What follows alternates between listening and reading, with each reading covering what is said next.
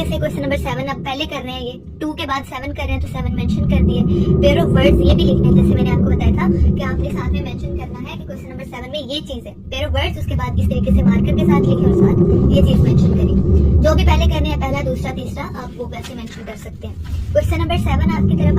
तो चलिए जी, ये हमारे आज के पेपर थे जो मैंने आपको दिखा दिए। इंग्लिश का आपने पेपर कैसे करना है, किस सीक्वेंस के करना है, वो मैं थोड़ी सी आपको बता देती हूँ डिटेल। वैसे तो आपने देख लिया है, यहाँ पर आप देखें सबसे पहले एमसीक्यूज पार्ट होता है, वो आपने कर लेना है, ठीक है। उसके बाद आपने लिखना है कि पार्ट नंबर 1 करने लगे हैं या पार्ट नंबर 1 का क्वेश्चन नंबर 2 करने लगे हैं। एनी 5 करने हैं। जो क्वेश्चन आपने करना है उसको मार्क कर देना है और लिख देना है, ठीक है। और उसका ये पूरा क्वेश्चन नहीं लिखना, आपने सिर्फ आंसर लिखना है कि क्वेश्चन नंबर 1 का ये आंसर है। क्वेश्चन नंबर 1 लिखें और उसका आंसर लिखना शुरू कर दें, क्वेश्चन लिखने की जरूरत नहीं है। 5 करने के बाद क्वेश्चन नंबर 4 लिखेंगे। जो भी आपने क्वेश्चन करना है पहले वो लिख लें।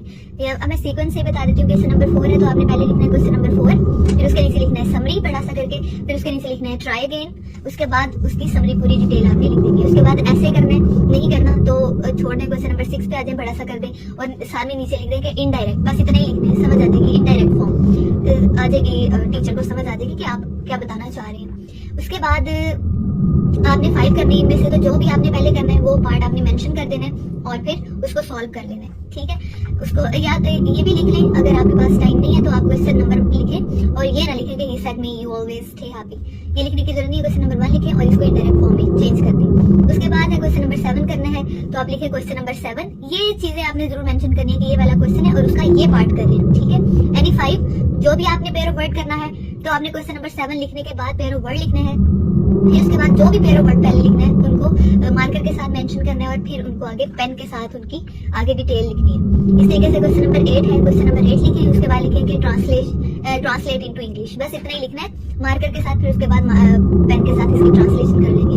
और लास्ट में क्वेश्चन नंबर 5 अगर आप कर रहे हो तो फिर उसमें लिखना है कि क्वेश्चन नंबर 5 बड़ा सा करके लिखना है ऐसे, और नीचे जो भी आप ऐसे कर रहे हो वो लिख लिया। पैराग्राफ अगर कर रहे हो तो वो लिख लिया। ये आपकी पेपर का पैटर्न होता है। अब एक दफा फिर मैं आपको पेपर दिखा देती हूँ ताकि आपको क्लियर हो जाए। जैसे ये देखें, क्वेश्चन नंबर 2 कर रहे हैं, क्वेश्चन नंबर 2 का सेकंड पार्ट कर रहे हैं तो सेकंड लिखा हुआ है और उसके बाद लिखना शुरू कर दिया, ठीक है। इसी तरीके से ये सारे करने के बाद जो भी पार्ट कर रहे हैं, 4 6 किया है, मेंशन किया हुआ है ना कि आप 7 कर रहे हैं, 6 कर रहे हैं, ये 4 किया हुआ है। इसी तरीके से क्वेश्चन नंबर 7 अब पहले कर रहे हैं, ये 2 के बाद 7 कर रहे हैं तो 7 मेंशन कर दिए।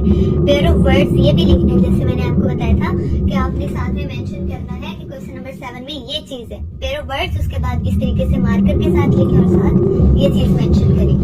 जो भी पहले करने हैं, पहला, दूसरा, तीसरा, आप वो वैसे मेंशन कर सकते हैं।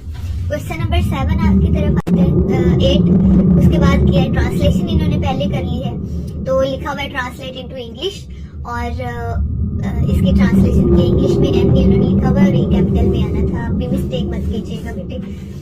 उसके बाद आना है क्वेश्चन नंबर 8 के बाद इन्होंने किया है 6, ठीक है। अब यहाँ पर देखें कि उन्होंने क्वेश्चन नंबर 6 के बाद लिखा कि डायरेक्ट इनडायरेक्ट, तो टीचर को पता चलेगा कि ये डायरेक्ट इनडायरेक्ट वाला क्वेश्चन पार्ट आ गया। ये डायरेक्ट इनडायरेक्ट उन्होंने किया, डायरेक्ट फॉर्म नहीं लिखी, सिर्फ इनडायरेक्ट फॉर्म लिखी है। तो इनडायरेक्ट उन्होंने लिख दिया कि पहले का मैंने इनडायरेक्ट किया, फिर दूसरे का किया, फिर चौथे का किया, फिर छठे का किया, फिर तीसरे का किया। हाँ, बता रहे हैं ना कि ये पार्ट है, ढूंढना नहीं पड़ रहा एग्जामिनर को। समरी कर रहे हैं, क्वेश्चन नंबर 4 लिख दिया समरी और फिर समरी एक ही होती है, सो यूनिक है तो पता चल जाएगा। उसके बाद ऐसे कर रहे हैं, वो भी बड़ा सा लिख दिया। अब ऐसे शुरू कर लिया और उसको पूरा खत्म कर दिया इन्होंने, ठीक है। प्रेजेंटेशन में मैंने बता दिया कि कितनी कोटेशन लिखनी है। ये इतना neat and clean with sequence paper किया हुआ है तो आप इसको फॉलो करें। ये पेपर प्रेजेंटेशन को जैसे मैंने बताई है, इंशाल्लाह आप फेल भी नहीं होंगे और अच्छे नंबर भी आएंगे। अगर वीडियो अच्छी लगी हो तो मेरे चैनल को सब्सक्राइब कीजिएगा। Thank you so much. अगर कोई क्वेश्चन हो तो वो भी आप पूछ सकते हैं मुझसे। खुदा हाफिज दोस्तों एंड स्टूडेंट।